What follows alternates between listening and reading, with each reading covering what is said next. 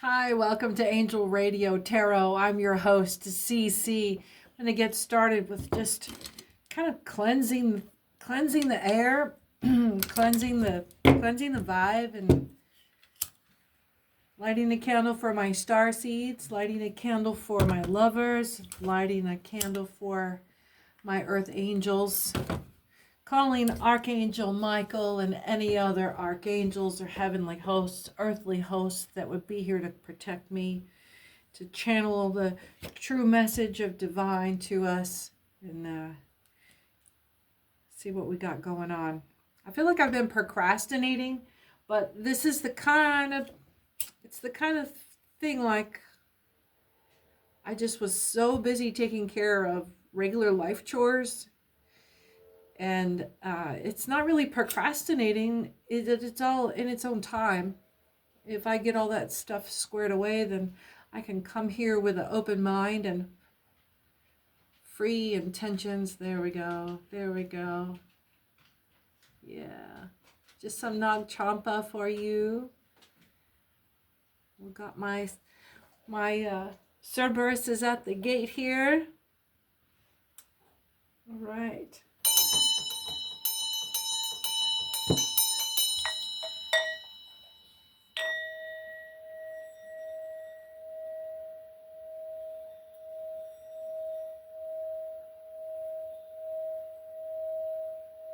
Just taking a moment to get grounded here. Remembering to breathe. Creating space in between the cells.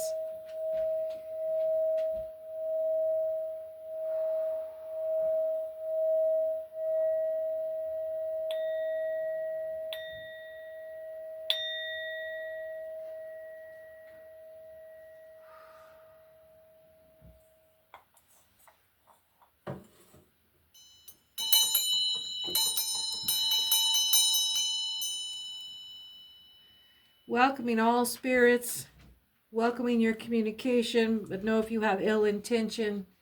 Once I close the gate here, you will not escape unless you repent. You must repent or you will burn. Calling unto myself all the parts of my original self, and rebuking and expelling any part not of my original self.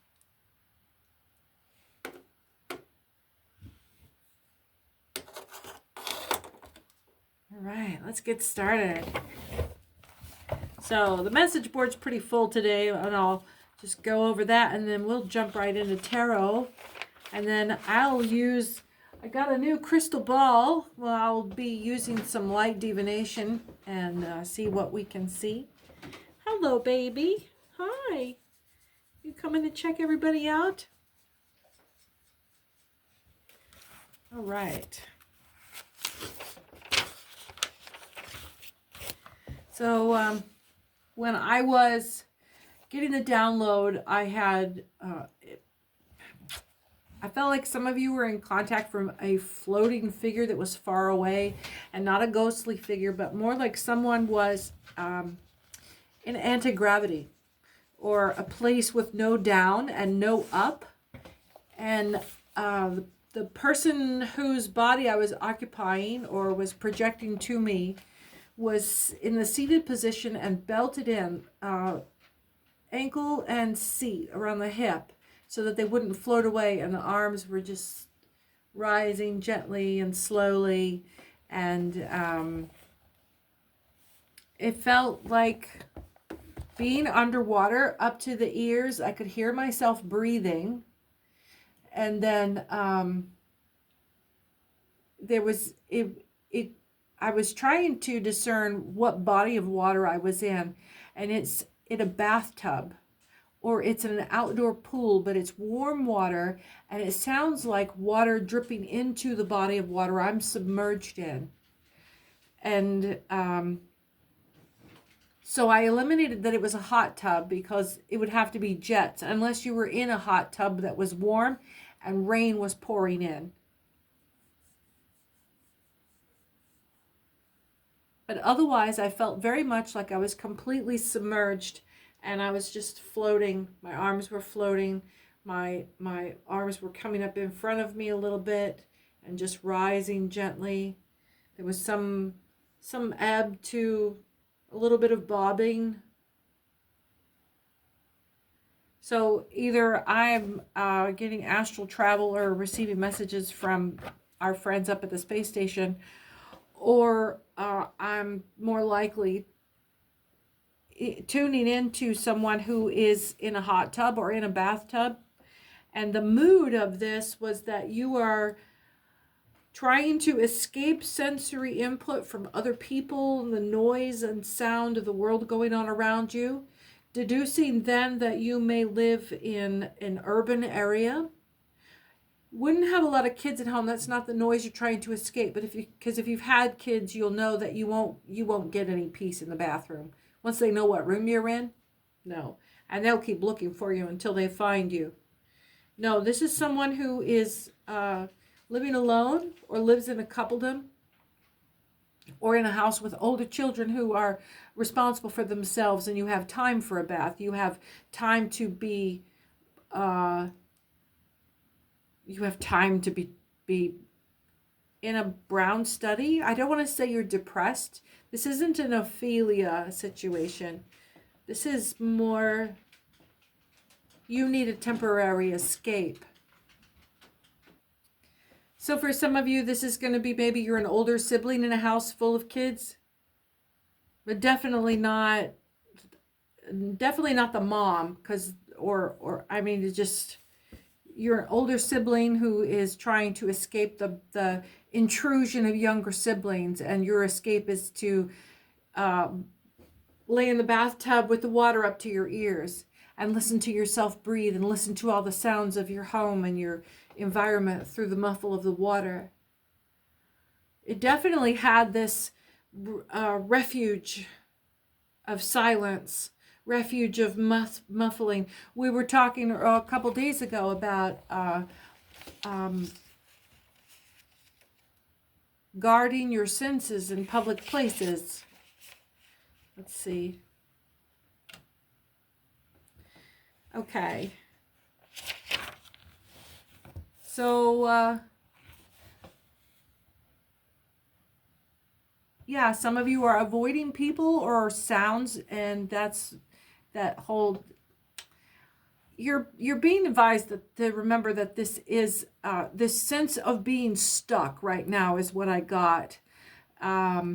This kind of grin and bear it sort of, I don't really like this. I don't want to, I can't get away from this. And this is my refuge is hiding in the bathtub at home because I can't leave home. I can't get my escape from somewhere else.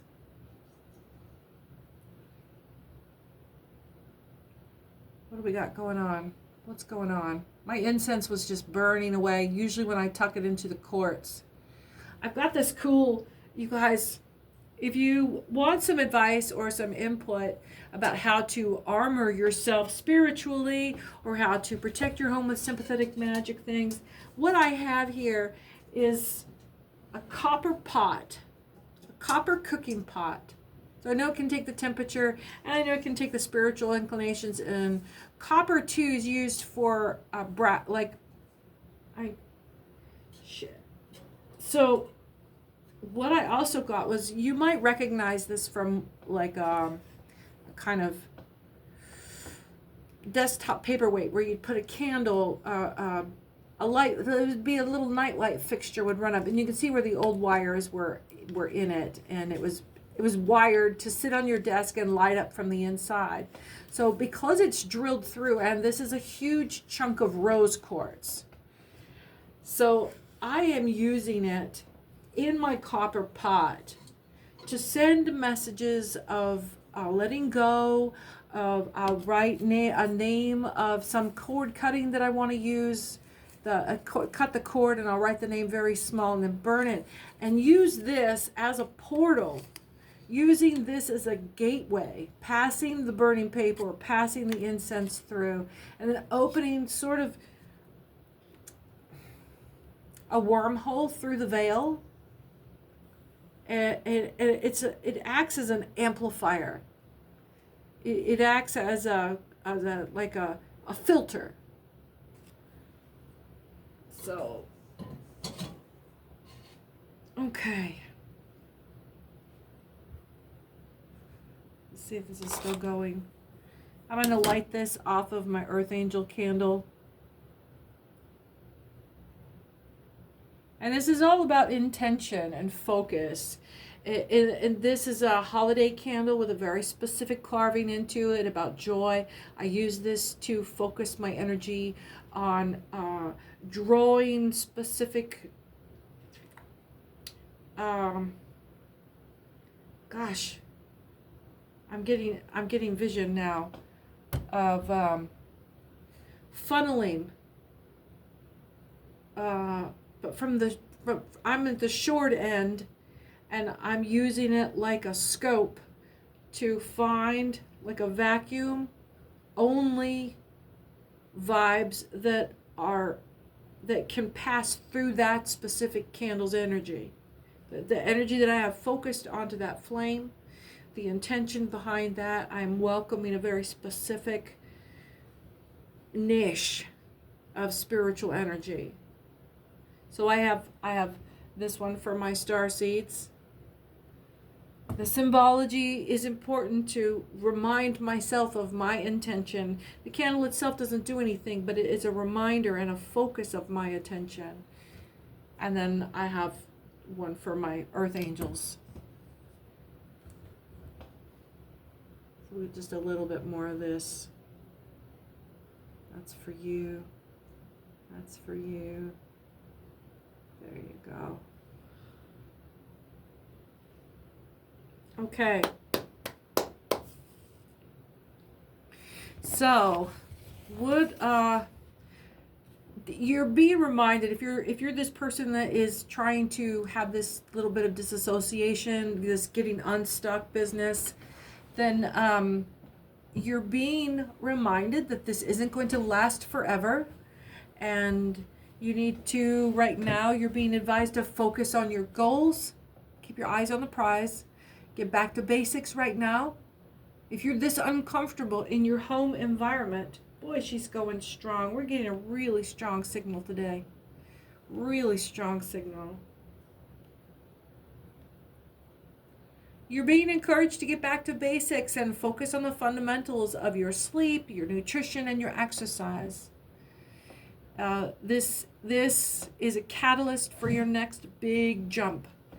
And I want to show you. Let's see if this will come up. No, it comes up in reverse. So this model of phase, and it's a circular phase, and you keep going around the same issue and climbing your way out of Dante's hell. And that rotation looks like rest, refine, growth, mastery, ease. And then you repeat. And each one of those phases leads you into the next one naturally, without fighting the rhythm, without fighting the intention, without fighting your path you're supposed to be on. It doesn't matter about the path. You apply this rotation. This is your cyclic existence. But if you can focus on where you are in that pattern, if you feel stuck like this, and you can tell yourself, I just want it to be, I want a better job, or I wish I didn't live in a shithole, or I wish I didn't live in a shitty part of town, or you know, I wish I wasn't suffering in this specific way. You are identifying where you need to go. And the whole goal is to reach the cessation, the ending of your suffering, to stop this thing from hurting you. So this rest, refine, growth, mastery, ease, and I'll do a short on this right here. Rest, refine, growth, mastery, ease, and repeat. So yeah, that's your gift in this, this simulation. That's where you'll find your comfort in the simulation until the end of your time here. So some of you are feeling a strong compulsion to revive your last abandoned vice. If you were a smoker, you're out of nowhere, you're feeling cravings. If you really like that top shelf, whatever it is, this is coven work. Because this is going to be a vice that you'd already put to bed. This is coven work trying to bring you into whatever feeling that made you feel compulsive enough to reach for this thing to soothe you. It's that piece of discomfort, that nagging sort of malaise in the pit of your gut. Well, what lives in the gut right there? Willpower. And what blocks willpower? Being blocked. Having someone stop you. Having someone tell you no. And when we internalize it, that nagging is shame. We haven't figured out a way to move around it, or we'd be going. That's your free will. And then when we don't get what we want, and then we get grumpy, once we get grumpy and we are expressing our discomfort outwardly, that's called anger. So shame is on one side of it, internalized, and anger on the other side. But what you're doing is saying, I'm stuck. So that feeling of frustration with being stuck and not yet coming to how I feel about that, which leads to how do I get out of this, finding an alternative. That frustration is where these people want you to live. And that feeling is what they're sending you, because that's what they are feeling while they, and this is not like a hardcore coven. This, you don't have to be an extraordinary crafter practitioner to do devastating damage with negativity. And it's not about changing people's minds and making them talk or ignore you, talk bad about you, but it's about when they engage in Congress. In church, they say the church stuff, God will tell you, wherever there is two or more of you gathered together in my name, I am there with you. Well, same. If two people or more are engaging in shit talking about you, they are manifesting the embodiments of negativity and shooting it right to you. Confirmation. My shoe just fell off. So this is giving like knitting bee energy, or maybe church lady stuff. People who, okay, so now when I was doing this, I was getting very specific vibes, and I forget about all this shit until I come back and start picking on the first few. And then whenever I'm reminded of the download, all of the emotional wave comes in and we can jump right in. So yeah, this is giving derogatory fantasizing on you, but in a group or just two people together. And so I was trying to narrow down who this person is for you. And for some of you, this is like the knitting bee, sewing circle, bitchy, dependent wife kind of vibe.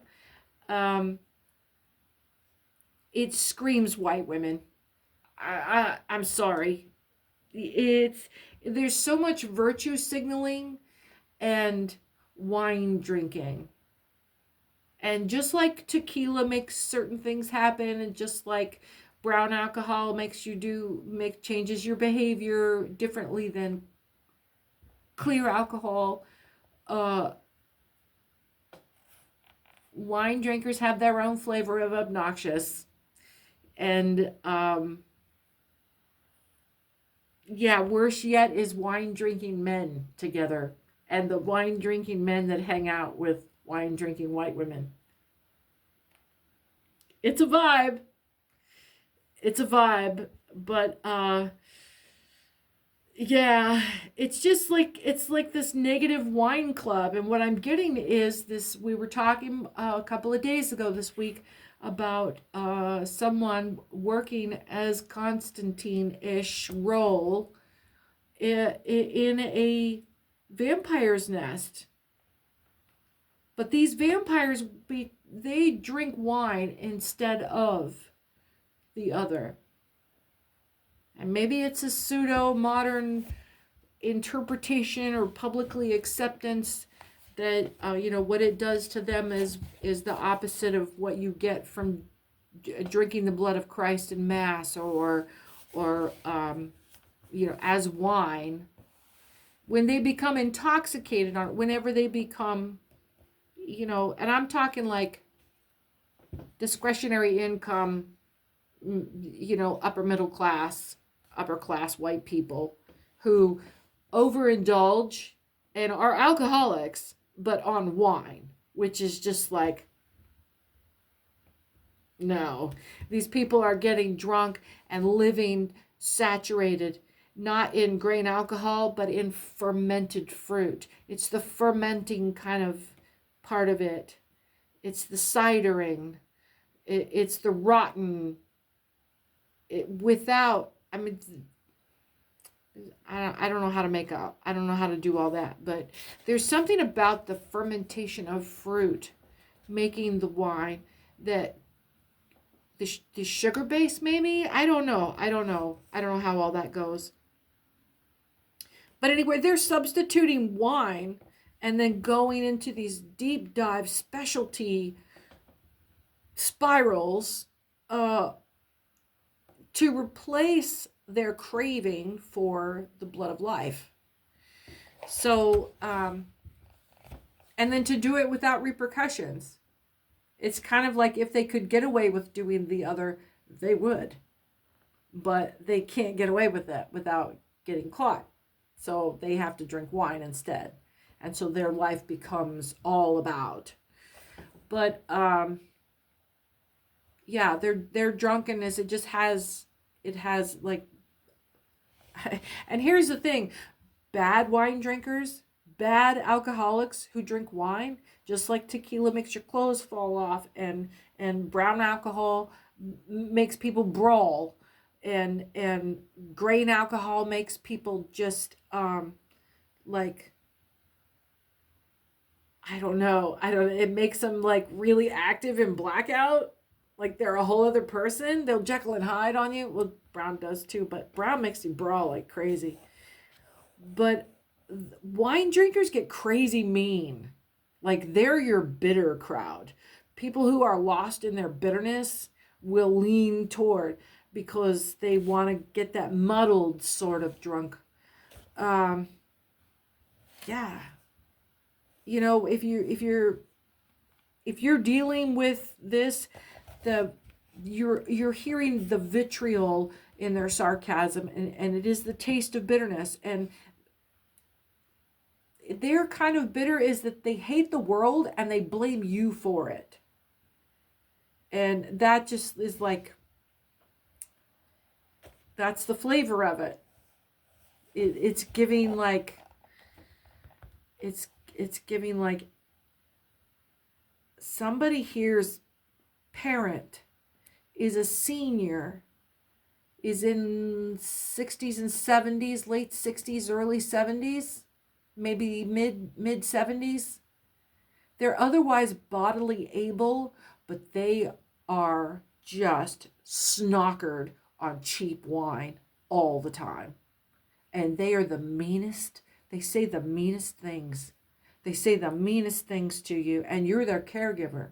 This is going to be one of these, older people that are going to get kicked out of the, maybe you're dealing with, you've got a senior that is not cooperating with the program and trying to keep them in safe housing in their senior home. Maybe this is the third or fourth senior home, and you can't handle their vitriol, and you can't pay somebody to deal. These people are just like, the older they get, and this isn't narcissist stuff. This is just straight up alcoholic.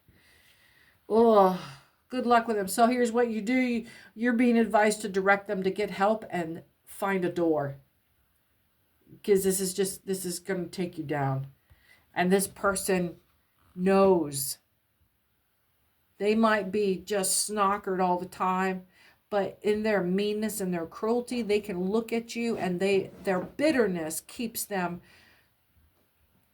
lets them cut through the fog of the alcohol. It's because this is wine drinkers. It's like the sugar keeps them awake enough. And they're not blackout. They know exactly what the fuck they're saying, and they are cruel, cruel, cruel sons of bitches. I'm getting that this is somebody's mother, and that this was something in your life that you have come back to, that you remembered vaguely starting when you were a teenager, but you got away from home and you maybe kind of saw it here and there, but you never had to really deal with it like this. Like you were getting spouse abuse from your parent. The father is already passed on or has left. The father, some of you, the father has left in an autumn divorce. Some of you may be named Autumn. For some of you, this may be your parent. Some of you are afraid of becoming this parent. Some of you are in your 40s and 50s watching this older parent turn into this person, and you're concerned that this is where you're headed, that you're just going to become so unhappy, painfully unhappy.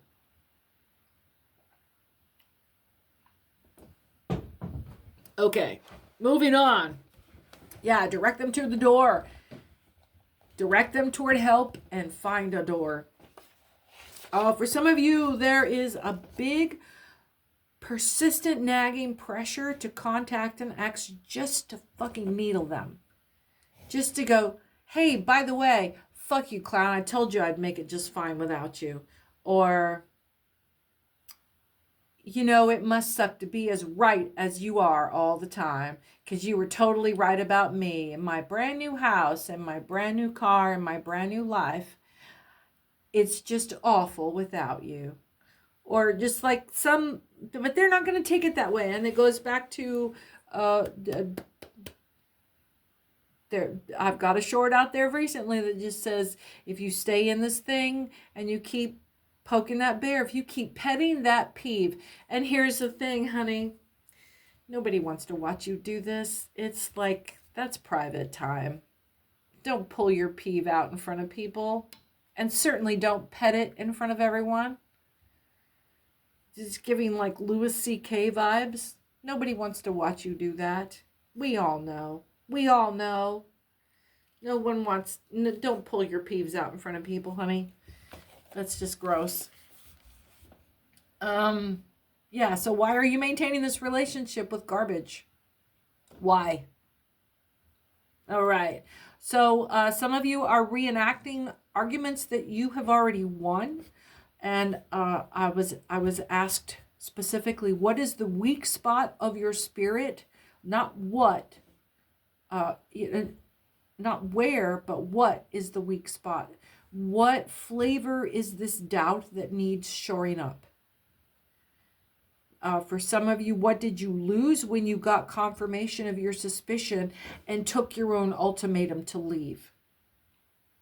You still are wanting, some of you are still wanting or needing that wish fulfilled, and you're still blaming your ex for not fulfilling it.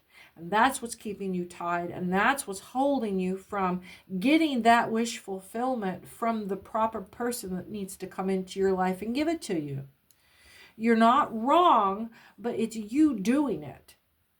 So, you can't get your wish fulfilled, until you let go of blaming your ex for not giving it to you, but forgiving yourself for not being able to give it to you, for needing someone to come and give you something.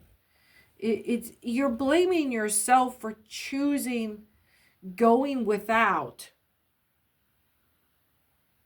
over enduring abuse. this was your ultimatum. You chose this. You told them what it would be, and this is what you. This is how it had to be. And so you're. Some of you are just feeling butthurt because you don't get what you want right now. They don't get what they want. They don't get to keep abusing you, but you still don't get what you want either. That's not what you wanted. This isn't what you wanted. Okay. So here's where we get a little portal happy.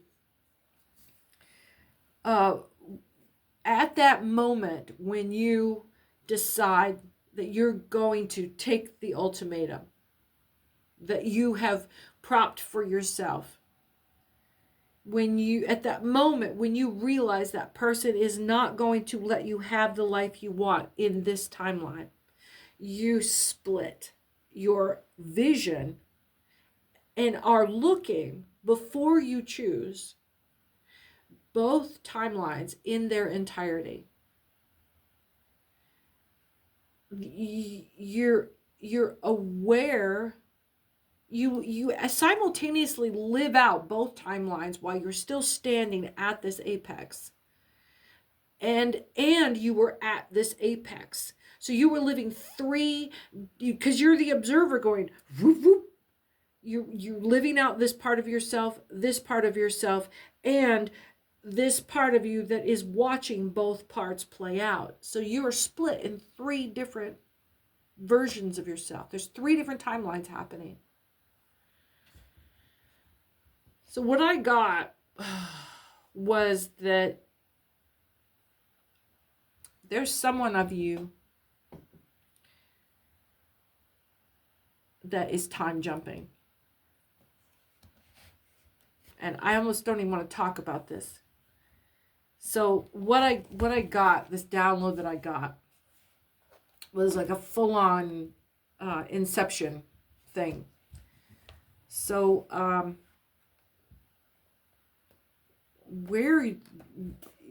not going to avoid my elder folks out there that are living on the edge of the veil. I'm going to speak directly to you.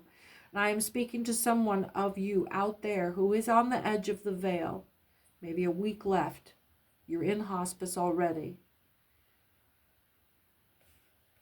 You are reliving moments of your life where most people will talk about the flash right before, like, or your life flashes before your eyes. Those are moments where you are instantaneously being threatened. But when you are walking up to the veil, there is time to linger. And whoever you are out there, you're not just daydreaming of the past. You are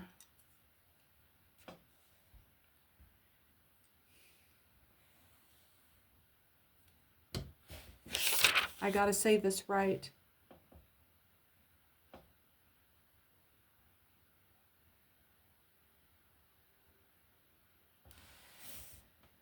Man. You are folding time. You are lying there in your mind, reliving these life flashing before your eyes. And in the process of you lingering on these times, these occasions, you are going backward and creating new divergence. You are living the dream of what you wish you had done, or you're living the other timeline that was split when you made a choice back then. And there's something about this, what you're doing, that is cheating. And you know you are cheating. Now, what this suggests is that there is someone that will hold you accountable, which means there is someone that has to know that you are cheating, which means they have observance of your mind, that they are able to pursue you through this travel, to prevent you from doing it, or they wouldn't bother knowing that you were even doing it.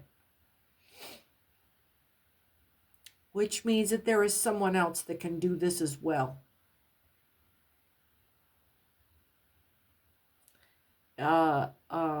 Correction Bureau. It's giving Correction Bureau.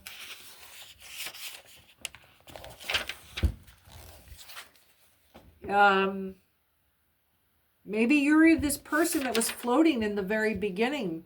Maybe they've got you on some hospice happiness. Yeah, okay.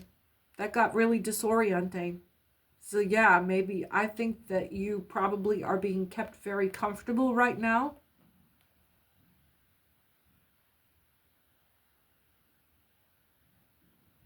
Yeah, I feel it in my belly. Kind of warm and numb. Yeah, right through here. Oh, yeah. Okay. So you got whatever you needed to know. I guess maybe you needed to know that someone was pursuing you or was going to be coming back to you in those timelines and following up behind you. So if you plan on doing this, or shit didn't pan out, or, you know, you were expecting someone to walk in, I'm getting really nauseous right now. You were expecting something that you changed in this manifesting and this wish fulfillment. You're tapping into access to energy that you were waiting until you got to this late point that you couldn't access until now. To hurry back, you were playing with electricity. Are you playing with, who is this? You're getting very specific on me now. Were you an electrician? Did you use electricity to do this before? Because you've done this before. You've gotten very close. Yeah, because you had to wait until now at this late stage of life. Something about the access that you have at this, yes, at the edge of this. Yes, I get that. You're trying to hold on for. Is there someone you're waiting for before you pass? Is there someone that you are needing to have come to you before you can let go? It's a common occurrence. People will hold on as long as they can.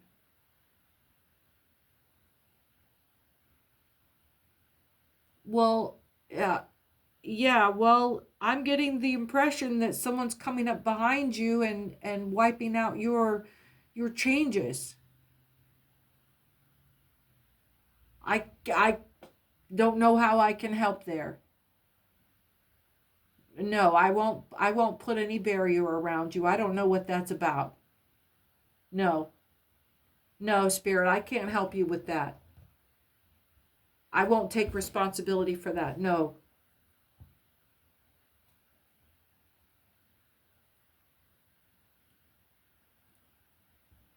I don't know what else I can do for you. We're going to keep going. You can come back around to it if you think of anything. Okay, some of you were having a strong compulsion to, that was to revive your vice. Yeah. I don't get that our projection here is coming from this bitter person, this bitter alcoholic.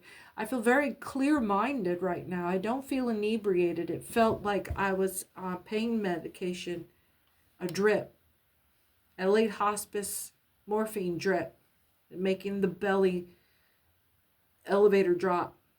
Yeah.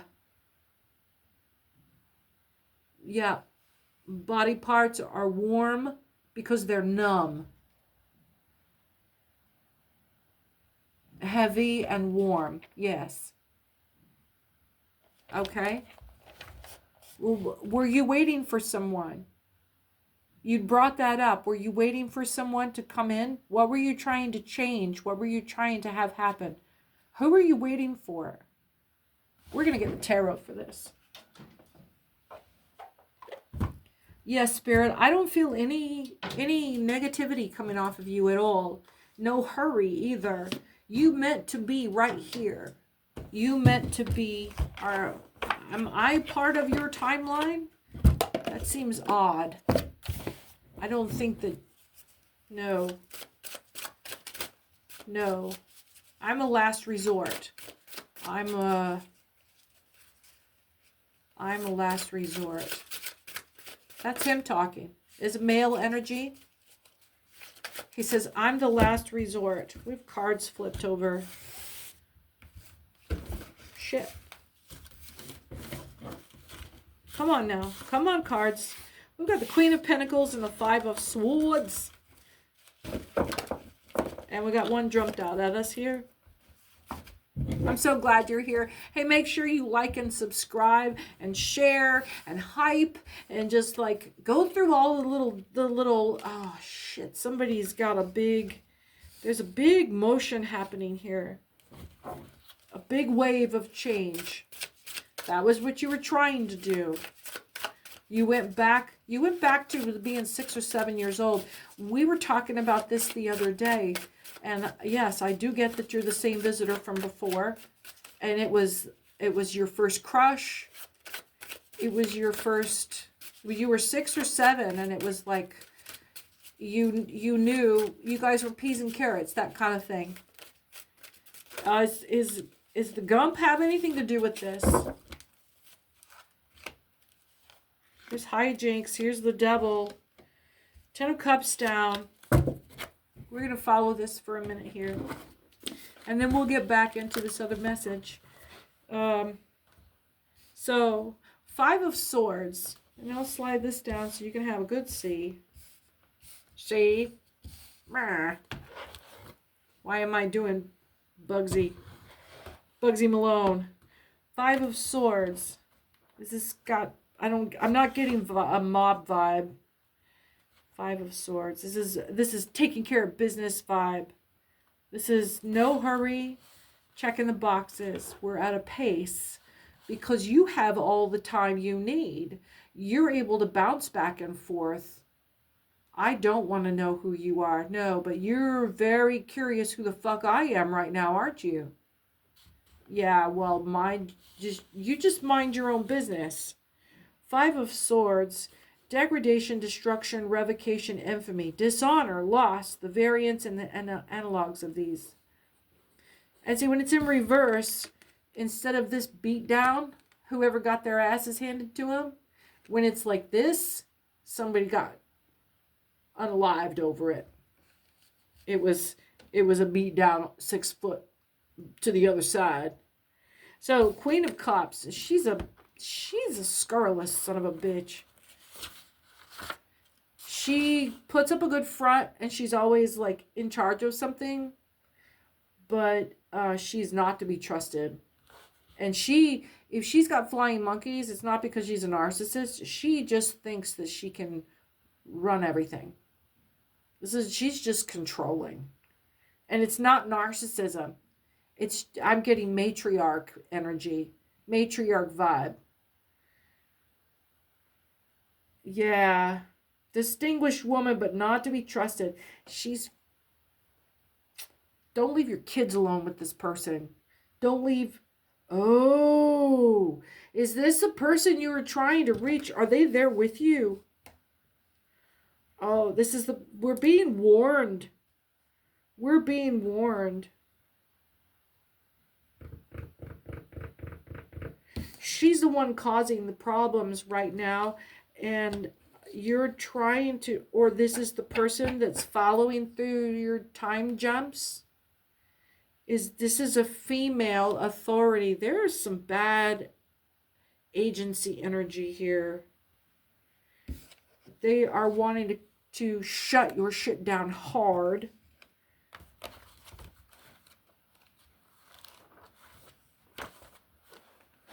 I'm not going to go too deep in this because I'm not interested in your conspiracies. I am not trying to get unalived myself. I don't know why you are where you are. Let's see. There's indignation, violence. There's a liar, false heart, repose of the false heart. This is such like cloak and dagger stuff. There's a gang fight here. There's a whole bunch of people involved in some no good shit. All right.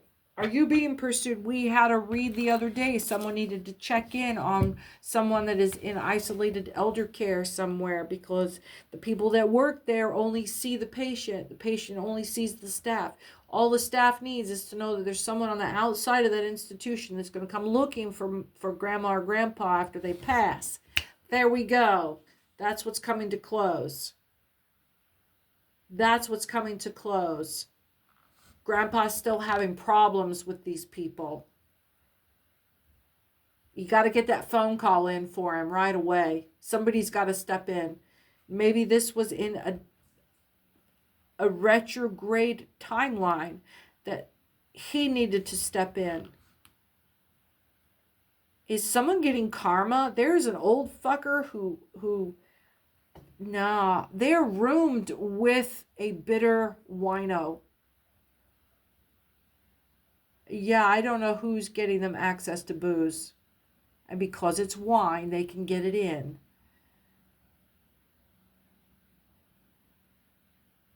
Wow, what are we doing here? 4606. I'm looking around their room right now. I'm in their room looking through their eyes. I can see the curtains around the bed. They've got a roommate in hospice. So,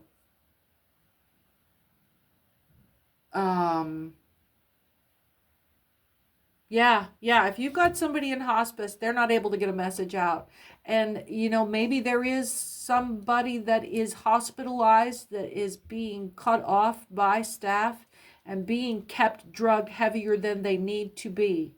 And they need someone from the outside to reach in, because they are keeping this person whacked out of their mind. And they can't create a fucking cohesive thought. When you find your elder person, they are not in dementia. Don't believe the staff. Don't believe the staff about why your grandpa is sitting in a wet diaper, or that he needs a diaper at all. This is not a fast decline into dementia for some of you. I'm not a doctor. I'm not telling you what dementia is. But I am telling you that for some of you, they're being held hostage under medical care at a closed facility. Maybe I'm getting memory care, but they're not that bad, and they shouldn't be at this stage so quickly. Coordinate with the physicians that are involved off-site, the family doctor that helped you arrange all this, not the ones that are on the inside. Get your third opinion. It's not a get the lawyers involved right now, but it is a time to reach in. It's getting bad. They're not giving your person any relief from being drugged.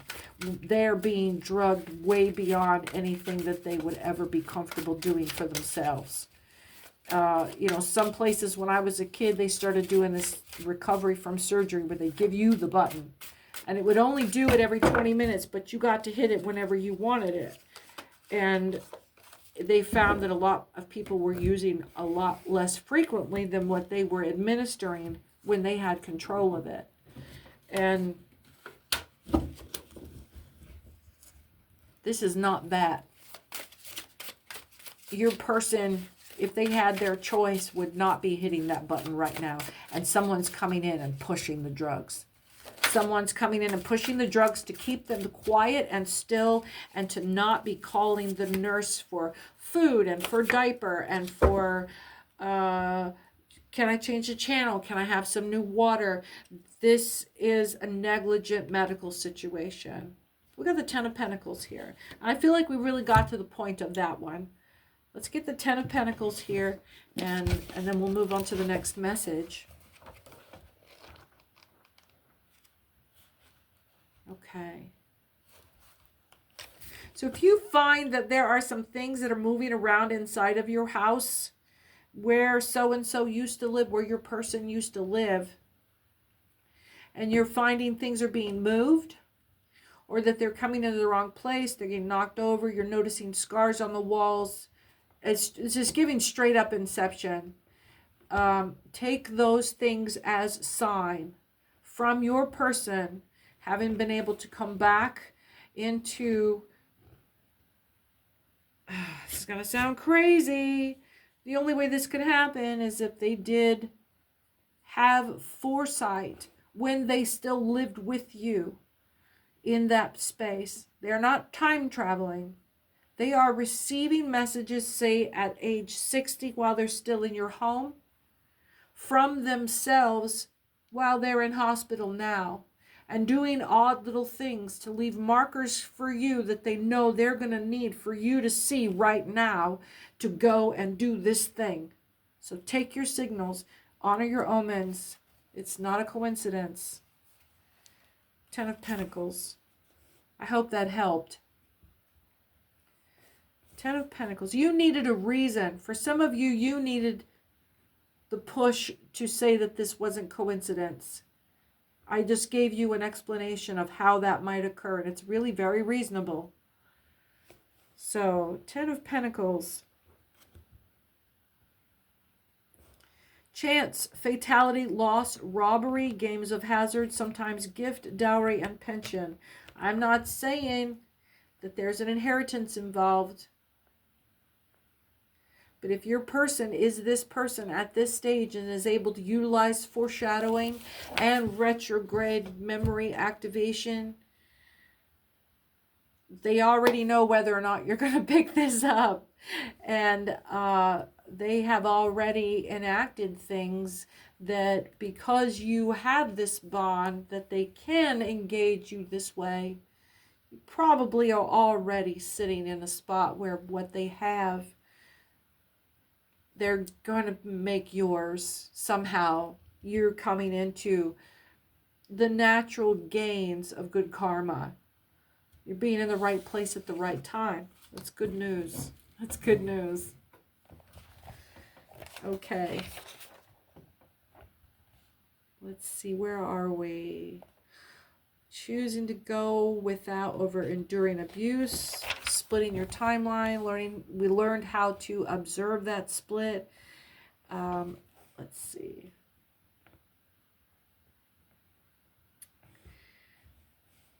Oh, yeah. Some of you are asking, where do I find the 4 questions? I don't even know. I will need to know to ask.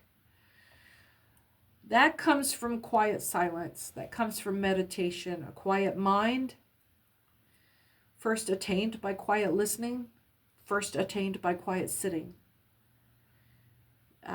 Getting in between everything that you're listening to so that you can hear what's going on around you. In between the things that you're listening to. Without quiet attention, with quiet attention, you can slow time. You can bend time. You can like sticking your finger on the TV screen and it making those ripples of light. That's, you are bending, and that is a direct representation of what it looks like to bend space and time.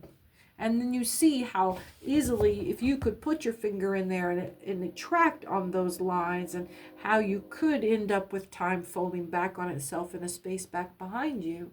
Wow, I think I just explained something I didn't even know. Who was that? Who was that? I feel like I was just channeling Degrassi. What the fuck was that?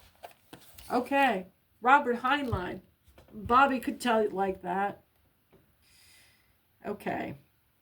You cannot you cannot understand what it looks like before you learn how to listen and be still in between spaces. You look like you are hurrying about. For some of you, you just look like you are, I don't know, you're missing 90% of all the gifts that are being imparted to you through your senses. And they're so rare and magnanimous and so intensely beautiful. And you just are getting like a tenth of the flavor and then saying, yeah, that's good, move on, and just zoom to the next thing. And you're not going to miss anything by slowing down. Some of you have got a really bad case of FOMO right now. You're rushing ahead. The image that I got was that you were gulping life. Just gulping life. Great big gulps of life, but not ever actually tasting anything. For some of you, the tides have turned and you are living behind enemy lines right now, and you're feeling the pressure of surveillance.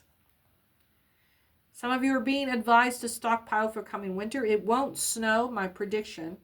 And I'm not a weather person, and I'm not even into weather observation except for looking out my window. I used to be.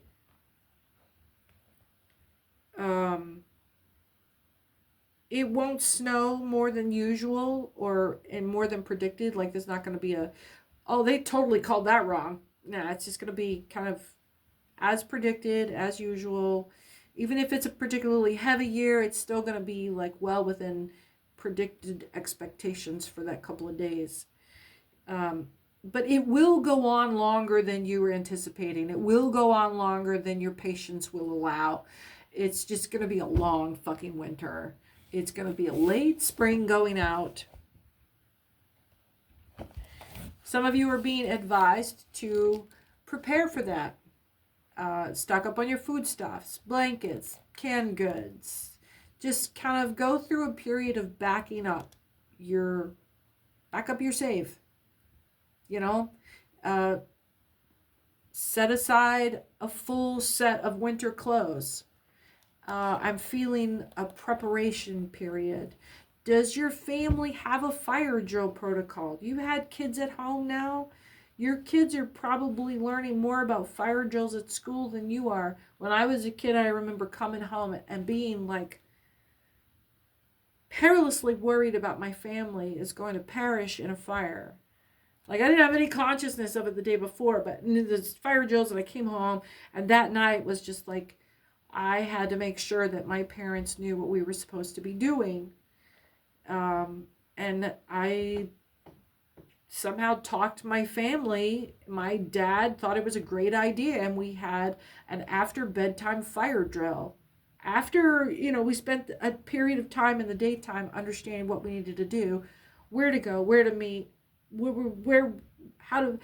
I remember instructing them on everything I'd learned in school about feeling the door and touching the doorknob and feeling the floor and crouch and duck and cover, kind of like crouch and crawl, all that stuff. Does your family have an emergency plan if you have a fire? I got also, does your family have a secret password for when they have to be picked up by other people that are not your family members? For minors, for children, or for special needs adults. I was getting a lot about power outages that may affect your phones. I'm not worried so much about keeping your lights on, but that cell phone tower damage, cell phone tower outages because of weather. Be specific. Don't get stupid. There's just a mood of preparedness. Not a big hurry and not reactive, but just over the next week, 2 weeks, 3 weeks, while it's still moderately clement, while it's still moderately decent weather, it's just like getting ahead of things and tidying up and getting rid of all of the sort of the kludge that gremlins will hide in and make your life fucking chaotic. Refresh your routines, stock up, get that sense of preparedness, and that's how you know that you've done enough. And then, just... that was a very specific part of that about with the cell phone tower disruptions. Assume in your preparedness plans that you're not going to have cell phone service. This goes back to it being a weather emergency. I lived in parts of the country where you deal with hurricanes, and different parts of the country live where there are earthquakes. There are natural problems that come up, that there will be a period where you'll need to prepare for making contact, knowing the addresses of, knowing the locations of, knowing how to reach people without using their phone number or their email. Writing them down in case your phone goes down and you're not able to charge them, but you can get somebody else's phone. Assume that you do not have power. Assume that you do not have electricity. Assume that the cell phones and your electronic devices not only need to be charged, but need to have access to services that rely on electricity. Think a little bit farther out scope and your preparedness. Okay. For some of you, somebody told you that you are in your head a lot lately. Know that this is bullshit. This is sibling energy, a little bit of rivalry, a little bit of jealousy and envy. I'm sensing a little bit of family divide, but this might be a social family as well, or a church family. I got a strong, I don't know if you remember this song, do-do-do-do-do, do-do-do-do-do-do, do-do-do-do-do, do-do-do-do-do-do.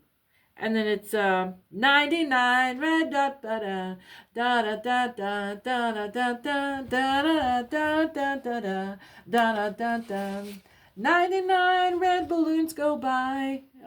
I'm butchering that. It's a German 80s kind of punk pop.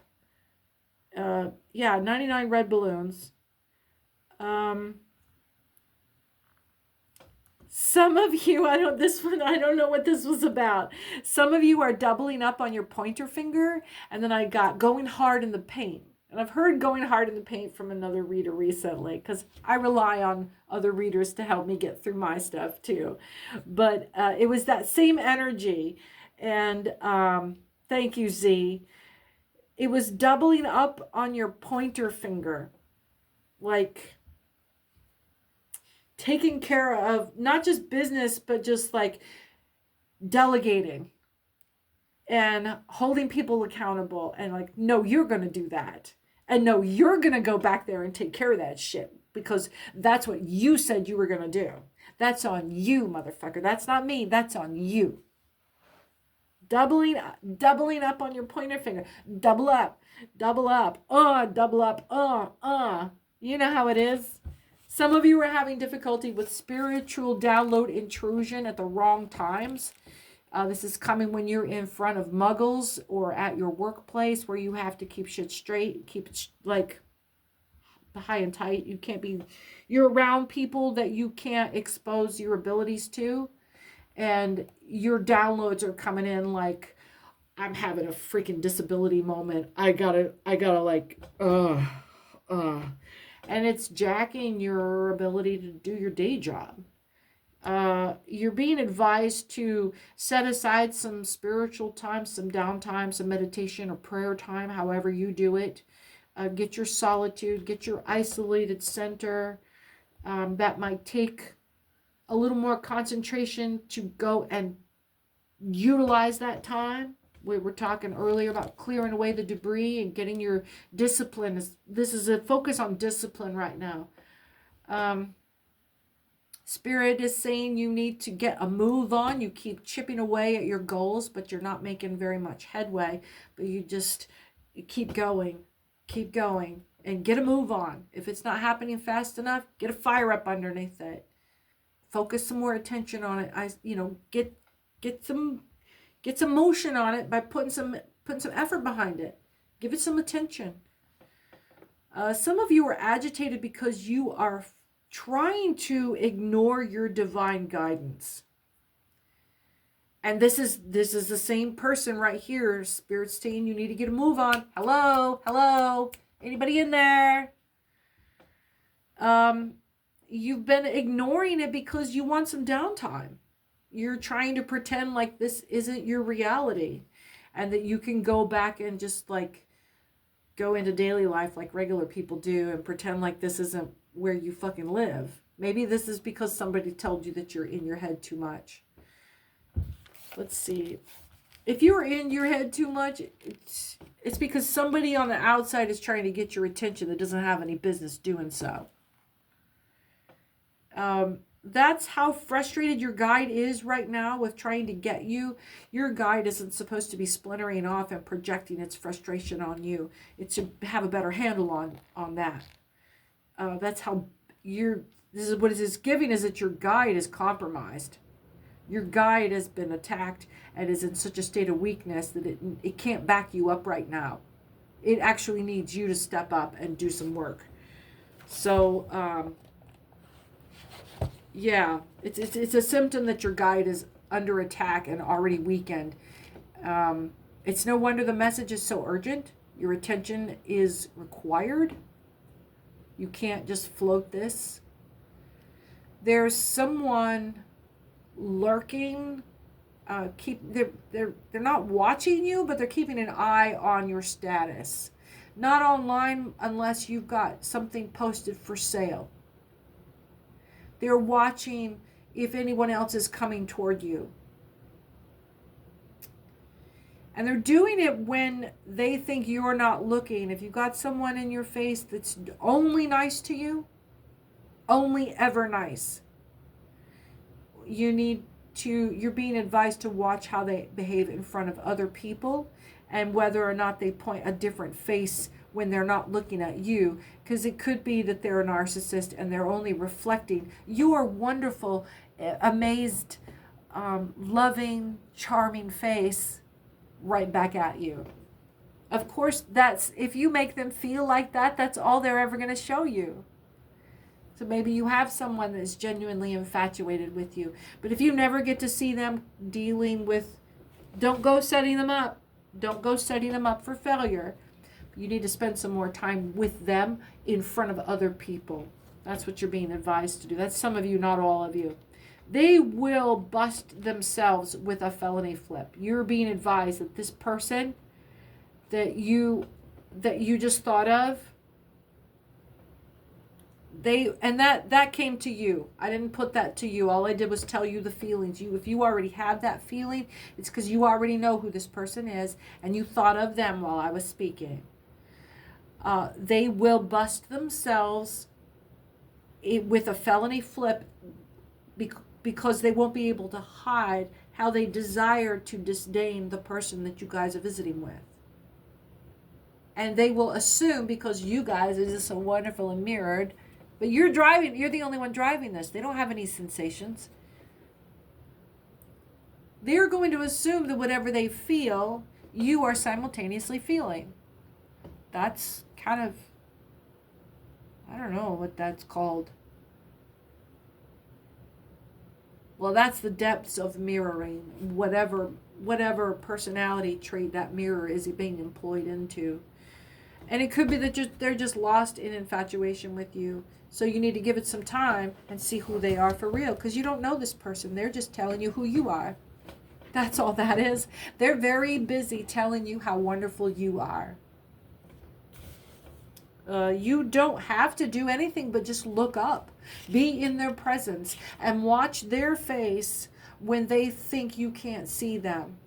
Watch their face when it falls or when it goes into resting bitch face, when it lifts from that, whether they scowl when someone needs their attention that may be in a role of service. Going out to dinner on a first date is amazing because you get to see somebody who is pretending to be on their best behavior, whether or not they consider condescension power, and then how they, I don't know, I hate using service workers for guinea pigs, but they are the public face of society.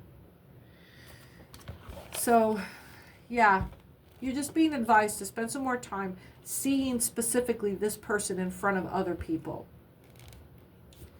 Okay. Some of you are receiving this as confirmations. Let's see. These confirmations, that's what it is. You're receiving these confirmations from this person as training on your intuition. Trust the patterns that you see. Don't seek validation by trying to convince others how to feel.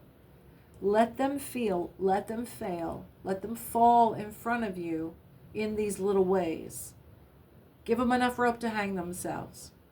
Be the person that you are. Hold your moral ground. Hold your moral fortitude. Be a hero if you're a hero. Be generous if you're generous. But make room for the other person to exercise everything they say they are. Don't do all of the relationship for them. Give them a little bit of room. For some of you, not all of you. Give them a little bit of room to act out their affection for you, whatever that looks like. Don't try to correct it. Don't judge it. Just watch it. And this is the same methodology of self-awareness and meditation. Sit wherever you are, in whatever space you're in, and just watch yourself. And don't judge it. Don't turn it into something. Don't tell yourself that this is good or this is bad. Just kind of observe the weirdness of being alive. Just kind of become aware. And for a moment, it might feel like all of these things are smushing down on you, like the air is too thick. You're just, for the first time, realizing that you're breathing atmosphere. That's a good start. That's a great start. Keep going. You're being encouraged to keep going. Some of you are seeking a doorway, a portal. Not many know where this particular threshold is for you specifically. There are those who do. And the question is, where is it? And what does it go to? And the people that also know about this portal, this threshold, this doorway, it's giving Narnia a closet. It was but a pit. And if this were a gravity well, with down being here, and this is up because gravity is pulling you this way, and gravity gets heavier the closer you get to the center of that gravity point, when you get to the bottom of the gravity well. Well, if I'm standing on Earth, I'm as far down as I can go unless I dig a hole and jump down in it, and then I'm at the bottom of that gravity well. Right now, if I look up, I'm at the bottom of this specific 2 square feet of gravity well. I'm at the bottom of it. You're trying to take this gravity well and turn it sideways and use it like a door. Like,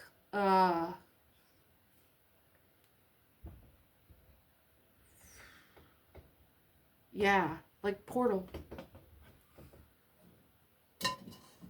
Okay. So, it's like an access tube to another dimension, a timeline in parallel, or other life that keeps going if you hadn't come this way. And it's wrapped us back around to that time travel thing. Who's pursuing you through time? Because it's setting off alarms all over the place. You slipping in and out from present and going into these other timelines. This of your going back in your own timeline and then creating divergence, and somehow you're not having to go and live out that timeline to get all of the memory drawn from it, and then you're pulling it back with you and then coming back up your own timeline into the present moment. I don't think that's allowed, because there are people that are getting really, really upset about this. They're not dangerous, but they are really, really anxious about what it is you're doing, and they want you to stop it.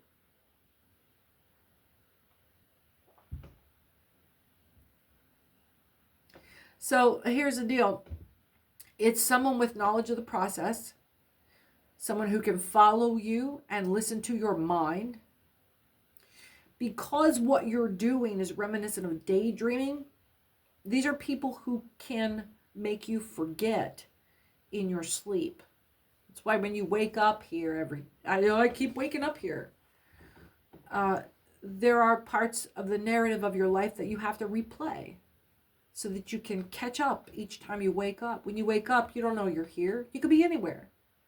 You have to put it together. And for some of you, it's when you open your eyes, it feels instantaneous. But no, there's a process of recapping. But instead of just recapping, you're entering back into this meditative space between sleep and wake. There is daydreaming. And you are daydreaming back to your memories, and then daydreaming from that point of alternate existences. It's a little bit of like, what if I would have done what I wish I'd have done. But you are tapping into the full memory play out of those divergence. I know I just said all this twice. I'm trying to like make sure I'm mapping this right. So this is someone who has the capacity to enter your dreams or enter your mind while you are asleep in that meditative window. They are slipping in. I've talked about this before. This is coven work. They are slipping in on the space between blackout sleep and REM sleep, where you're beginning to dream.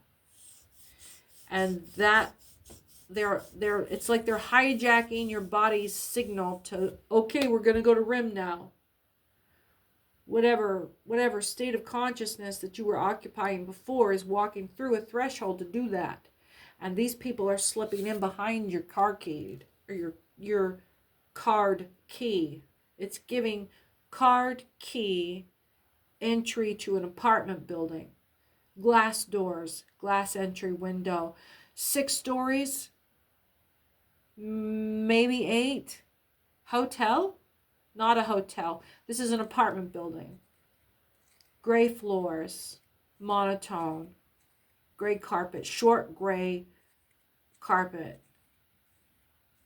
Overhead can lighting, corridors, gray doors, pale gray walls with drop down two-tone at the wainscoting, or at the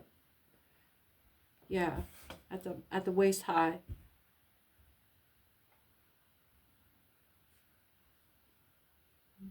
Block 3-dimensional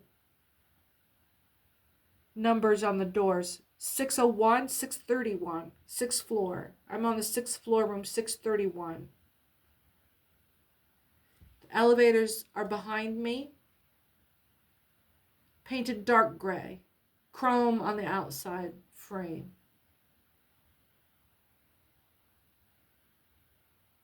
Really shitty lighting for checking your outfit. The light is like elevator doors, ceiling comes, and there's like the recessed lighting that's supposed to go around the edges, like a drop ceiling. But they ran it so close that the light just kind of glares off of the chrome, and you can't look at your makeup. There's a woman that likes to look at her makeup, check her makeup in that mirror before she steps on the elevator. Brown hair, dark brown hair, light skin sister in a hot press wig. 30s, super cute. Very pretty face, like supermodel face. Very petite face.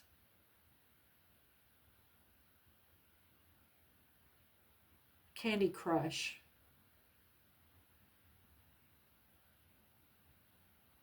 Okay. Wolfda. All right. So we were talking about this slipping in on your dream threshold. So they're able to make you forget when you go to sleep, you have to do this recapping. And then this someone who can pursue you into your feelings as well. So whenever they're awake and they are casting about for who they hate, and they've got that hate feeling in their gut because they're stuck in their life, they hate themselves for not being able to go. They're living with belly tension because they're frustrated with shame and anger for the lack of ability to make shit happen. They're thinking about you, they're blaming you, they're jealous of you. They don't have anything to blame you for. They're just jealous. They're super fucking jelly. Oh, excuse me. I'm so very sorry. Excuse me. Confirmation.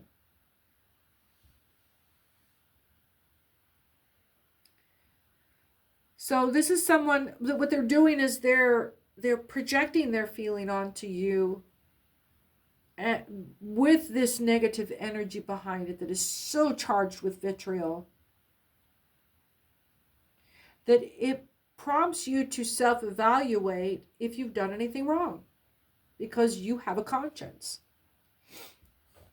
These people are guilty. This is someone who can manipulate your memories to trigger false guilt and shame.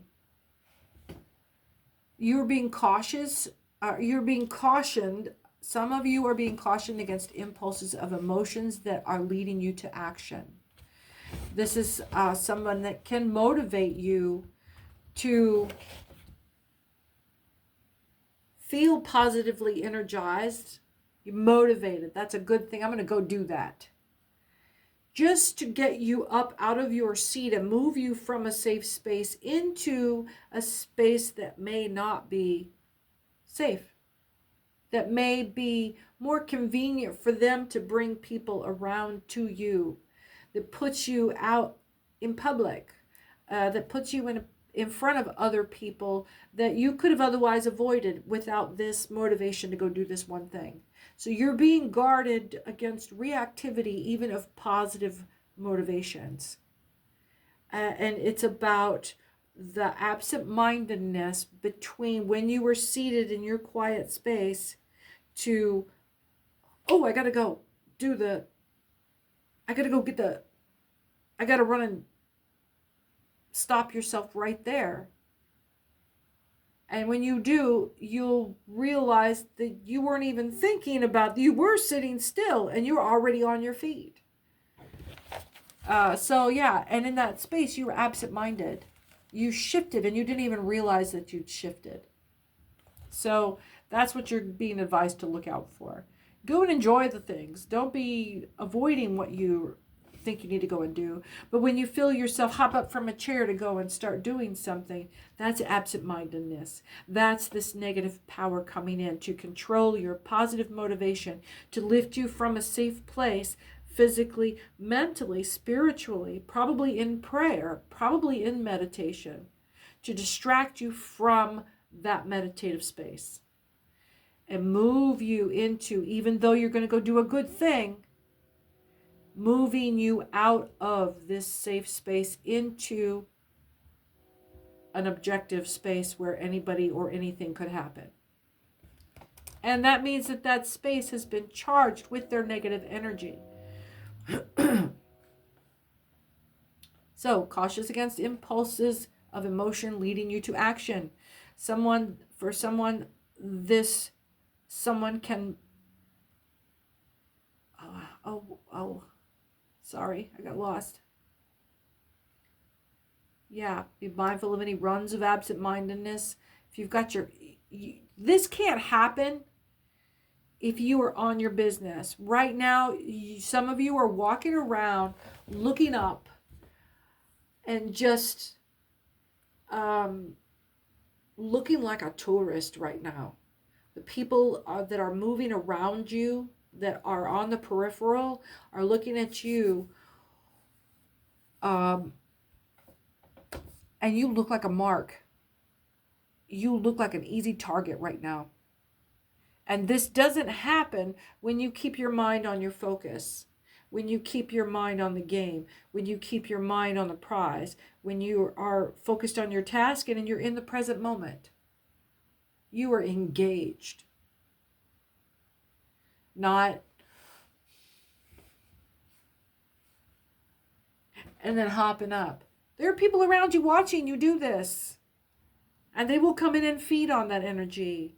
And they will keep you swirling in a good mood, in a positive mood, and keep you moving and they will pull you from this chair and move you over here. And then they will, if they want you back over this side, over here, they won't take you by the hand and take you over there.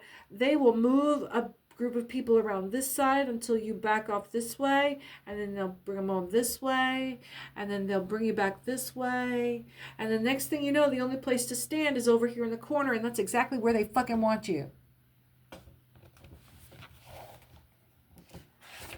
So you're being advised to minimize your exposure to your on the fence friends. These are not frenemies, but these are people that are better left as acquaintances. Yeah, you're being advised to reduce the ambiguity in your relationships. Ask yourself if this person is your friend or just an acquaintance. This is not isolating yourself. This is refining your social filter. Focus on the quality of each relationship, not just as you versus them, but again, bringing it back to seeing them as how they are in front of a variety of people.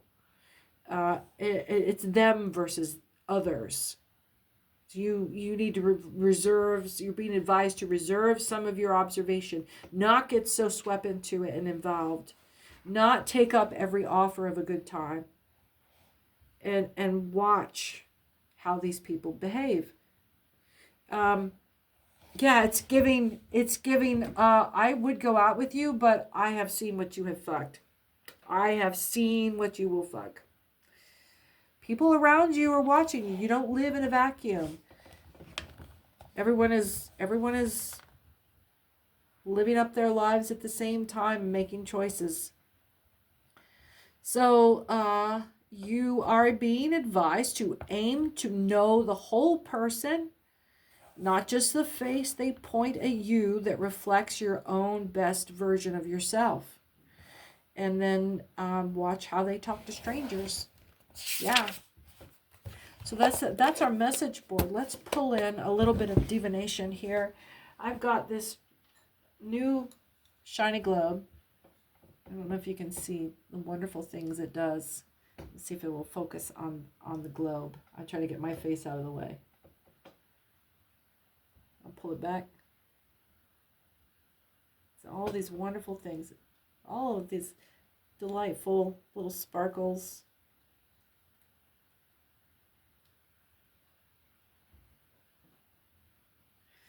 So I'm just going to take a moment here, and I'm going to put a little holy water on it. Again, if you're looking for things to bring you peace of mind and spiritual security, there are sympathetic, passive markers. And this, of course, has been specifically, this is holy water that's been blessed at the Vatican. I went online. There are a couple of vendors right there in Italy that are right there in Vatican City. And they arrange for your purchases to be taken over to the Vatican once a week and be blessed by the freaking Pope. I almost said the other thing, but I couldn't. Wow. I don't often concern myself with blasphemy, but that would not come out of my mouth. So that this I bought this online, and the vendor took it over to the Vatican and had it blessed by the effing Pope, and with a whole table full of other stuff that people are having sent, and it was $7. It was $7.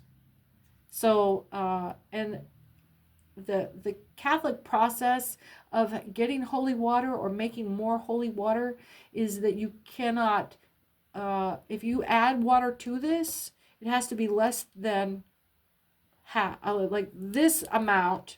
Say this is 3 ounces, and I wanted to make more holy water. I would take less than 3 ounces and add it to it. And then it's still considered consolidated holy water.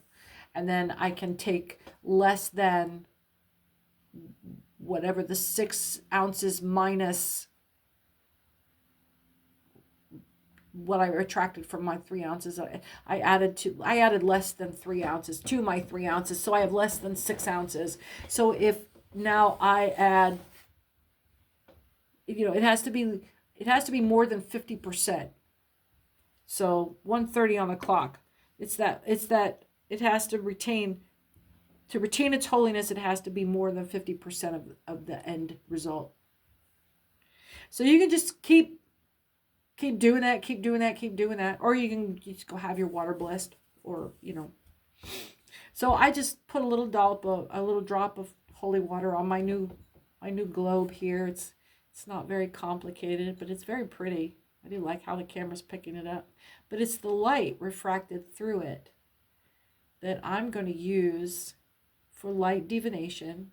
I'm going to look into the distorted reflection and allow visions to come in, and then I'll describe them to you and try to make sense of it. So I'm just looking here. And for those of you wondering, yes, this is tantamount to a crystal ball. It's the same thing, using refracted light and distorted mirror into, just like looking at the clouds and coming up with puppy dogs and a dragon. And I'll post this over this is our Earth Angel candle. I'm doing this far enough that I can feel the glow getting warm.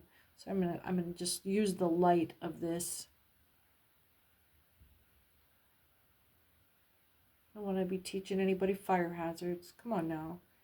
There's someone looking through. Who are we looking at? Who's here? No, it needs more light. I'm going to slide this closer. There we go. There we go. So I've got my Earth Angel candle, my love candle, my starseed candle. And I'm just going to use this to refract the light up through there and give it a little more interest. There's something over joy. Oh, I get it. Sometimes the methodologies will reveal themselves to me. So what I'm getting now is that I'm going to try this over each candle and see what kind of refraction and how much light gets drawn into this will allow me to start developing some imagery. Now this is new. I picked this up today, and we'll see.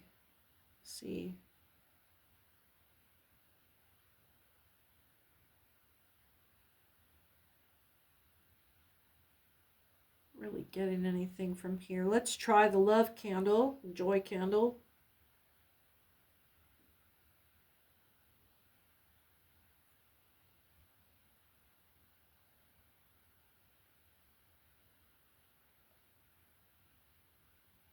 There's something coming in.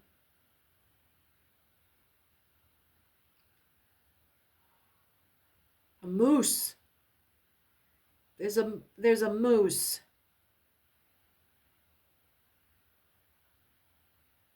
A moose has a great big moose head. I'm looking right down his nose.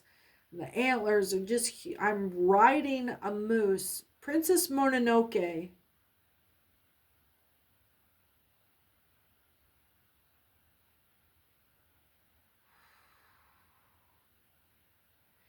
This is a flying moose. This is the white elk in Princess Mononoke. All right. Some of you are coming into new power. Some of you are already a teacher, but you're seeking a teacher.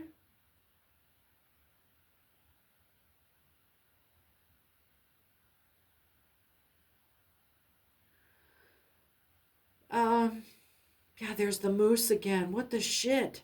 He's huge. The elk. It's a white elk, a stag. Ew. Ew. Oh, wait. Yep.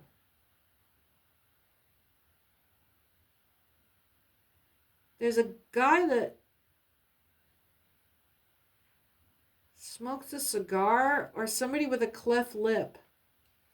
Getting a big, dark, yeah, it looks like a cleft lip. Palate, a split palate.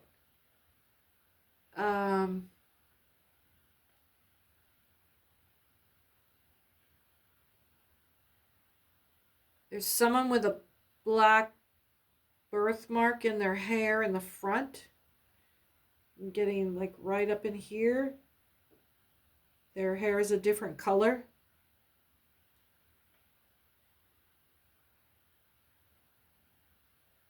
Maybe you have white hair with a black dot. That's what I saw, but my hair is white.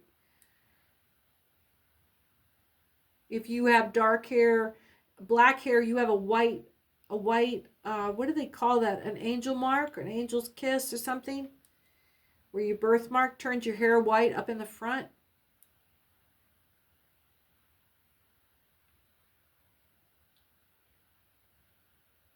There's a beetle. A black shiny beetle.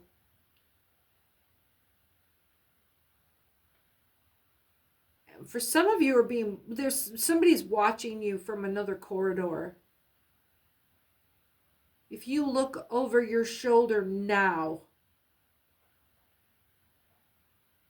confirmation. They're standing in the shadow. They were just standing in the shadow. What? He's got something for you? No, this is somebody that you know. Somebody waving from around the corner. They think you're videoing now. Someone is waving at me. Hi. Hi. Hi. Oh, hi. Way up here. Yeah. No, you can show your face. You don't have to be shy. There is a shadow back here. There's a shadow back here behind me here. This it's just like if you walk. So if I'm you and I'm sitting in a living room and that's the hallway. Might be that way. I know it's like, oh, it could be either or. No, it's wherever your hallway comes into your living room, and you've got a window right here. It's dark where you live, and there's a window right there. And then yeah, and then there's your kitchen is that way. And this looks like a loft apartment. Yeah, and the hallway is back behind your shoulder over here, and your person is over there trying to stay out of your frame. Are you... Well, they figured out that you're not working. Hello, Simon. Oh, you're gonna come in now? Hi. Hi.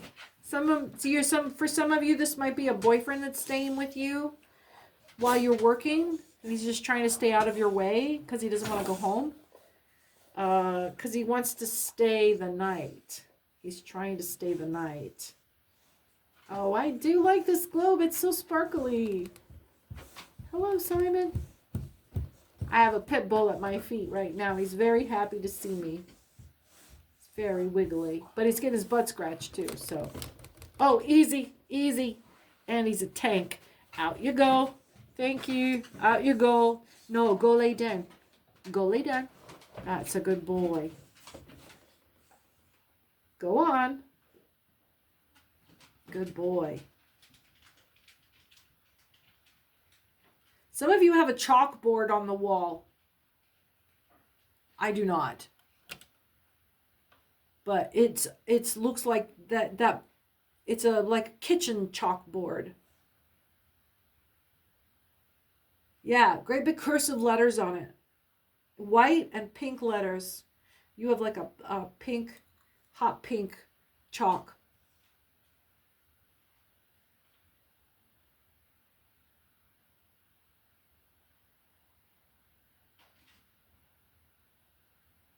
Somebody just had an urgent, like,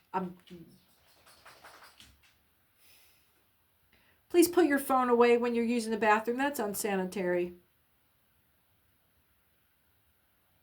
No, somebody had to pee. That's how you get pink eye. Some of you have pink eye. Some of you have pink eye right now. What? What?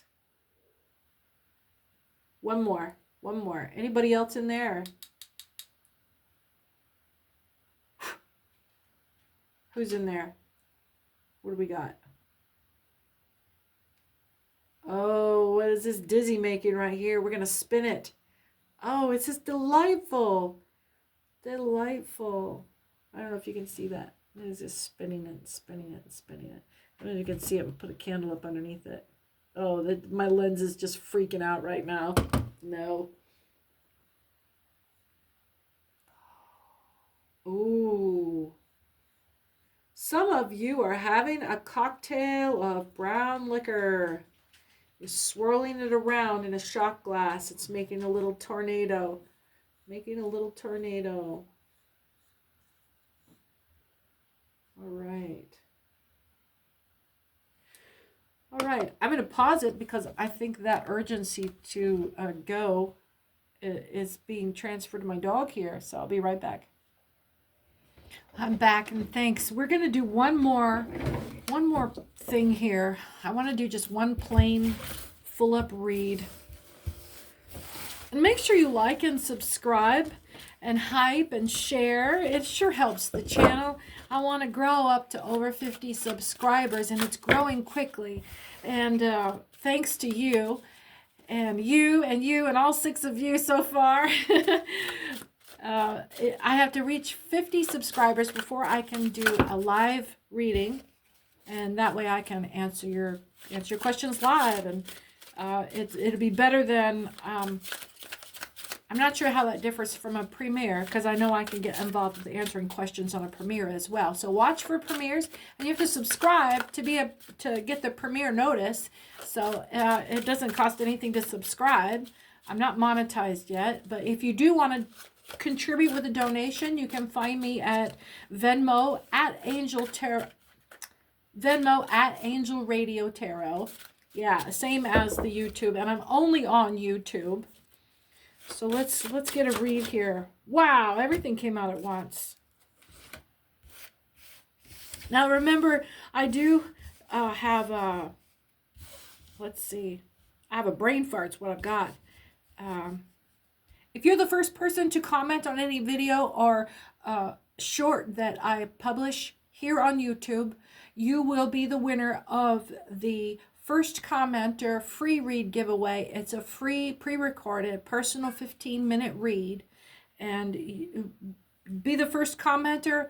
I'll let you know you won, and then you can reach me back replying with a specific question or specifying for a general read for you.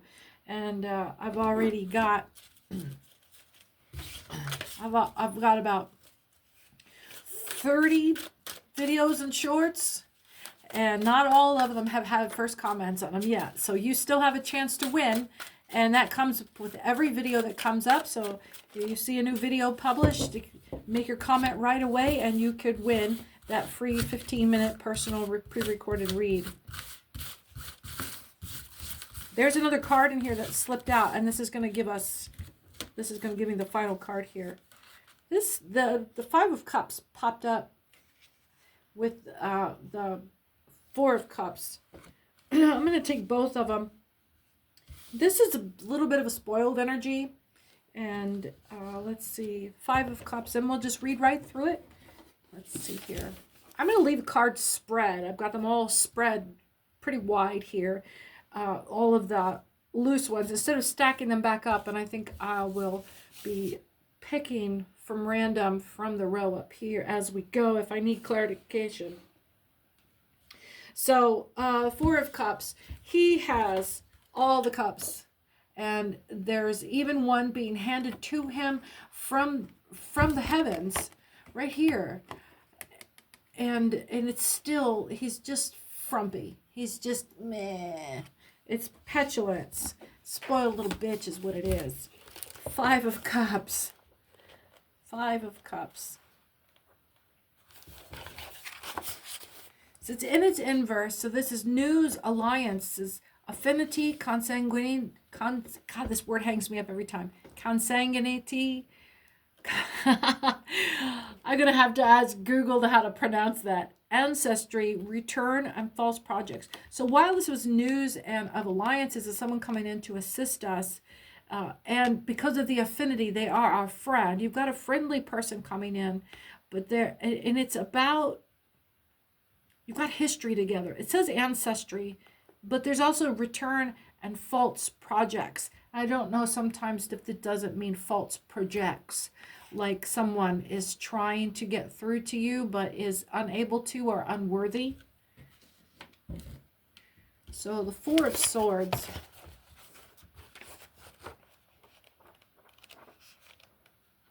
And even if you're not the first first person to leave a comment, I do love hearing from everyone, and I will try to respond, and I definitely read every single one. Four of Swords. Yes, I definitely read every single one.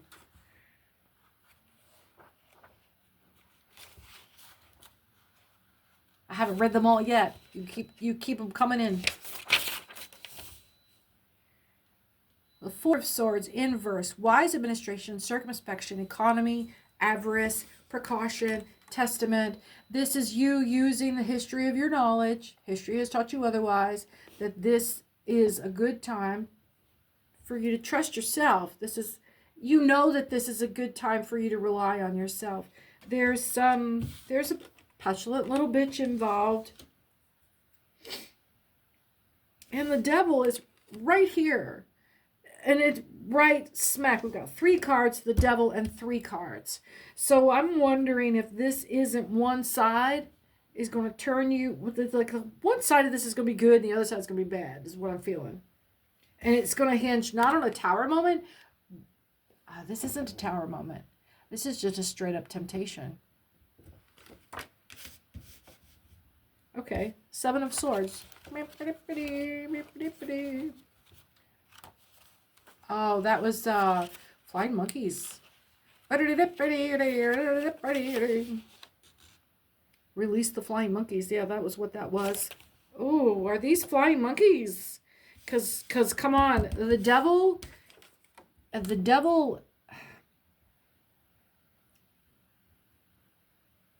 is just as constricted as an angel, with just as much power and influence. But he has to tell the truth, even if the outcome is bad. So if you are up against, I mean, God, how many times has every freaking movie that comes out with a bad guy at the end that's got our hero tied up to a rail somewhere has to fucking monologue? If you ask the devil a specific question, he has to answer truthfully. For some of you, he can lie to your face because you will buy anything. I don't get that's very high vibrational. That's not you guys. But that's how he operates. If you demand the truth, they are compelled. You compel them to truth telling. Okay, we're 149. Seven of Swords. What's in my ear here? What's in my ear? We're listening to the design, attempt, wish, hope, confidence, also quarreling, a plan that may fail, and it is annoying. The design is certain in its import because the significations are widely at variance with each other.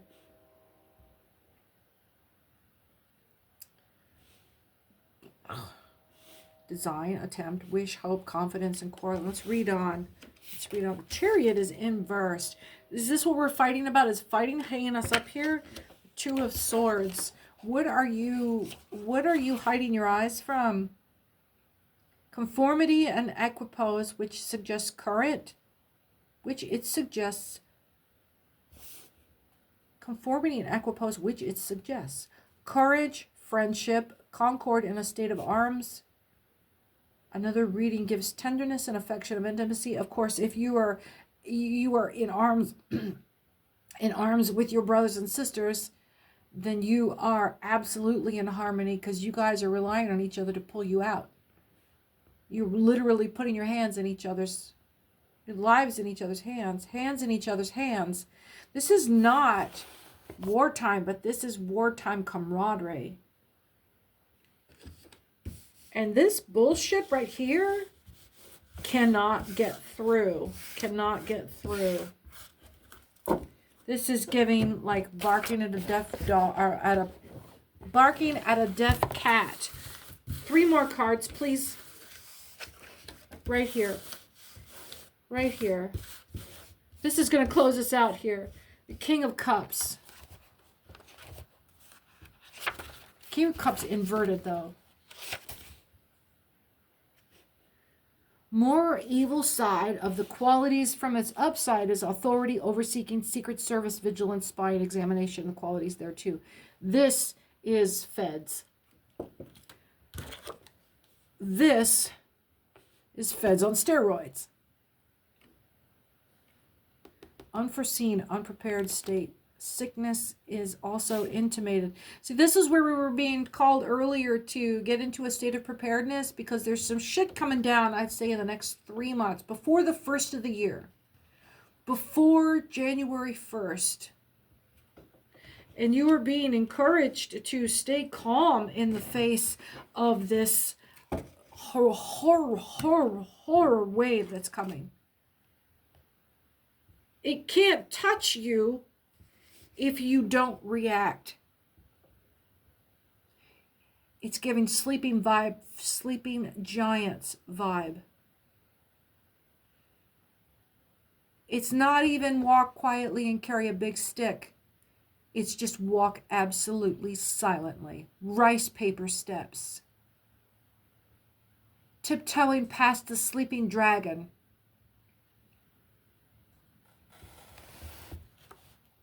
If you can keep your heartbeat from raising in the face of anxiety, this is coming through. This is advice for the next 2 months and 10 days. Today is I can't tell the time. It's Monday, the 27th, 26th of October. Okay. I can't even remember what the time frame was. I am not allowed to know it right now, or I'll start calculating. That's not the point. It's not about the end date. It's about the level of preparedness, in just general preparedness over this period of time. You are going to want the distractions to be free so that you can enjoy the passing of this period. You want the passing of this period to come quickly. If you get distracted, you will elongate this winter. This is giving cold winter. This is giving cold war. And I didn't want to take it into politics, but this is very much giving Cold War.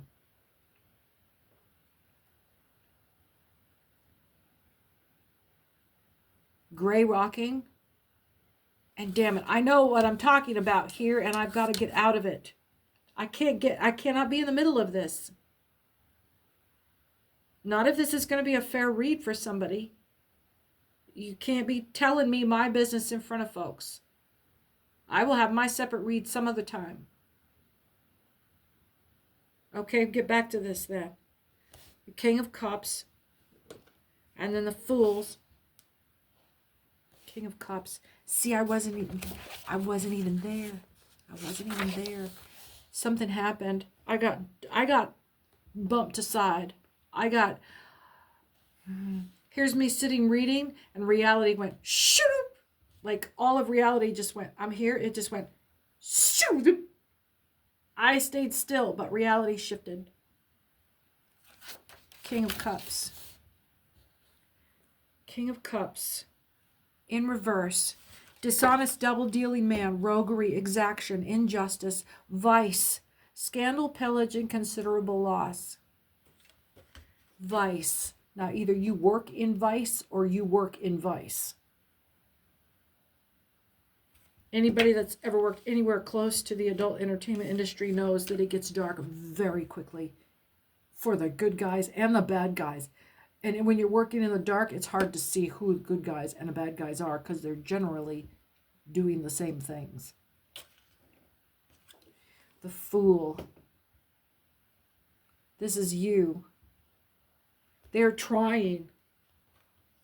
They're trying. And then the Seven of Wands invert. Remember to like and share and subscribe and hit that hype button. Seven of Wands. And if you'd like to make a donation, you can find me on Venmo at Angel Radio Tarot. I'm only on YouTube. Seven of Wands. Reversed. Perplexity, embarrassment, anxiety. It's also caution against indecision. Don't get wishy-washy right now. Focus, focus, focus. You are being advised to stay focused and let all of this blow by you. Let all of this just blow past you. Yeah, I think that's all we have for today. Thank you for visiting Angel Radio Tarot. I'm your host, CC. Come back soon.